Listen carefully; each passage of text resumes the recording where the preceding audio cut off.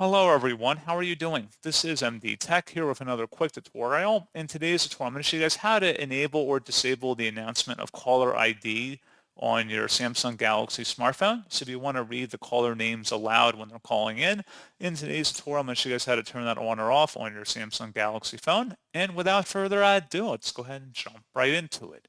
So all you have to do is swipe up on your home screen and you want to select the phone app and then select the three-dotted icon on the top right and select the settings button. And then underneath general, you want to go all the way down to near the bottom where it says caller ID announcement and select that. Select where it says announce caller ID and then select either always or only when using a headset. And that's all you have to do.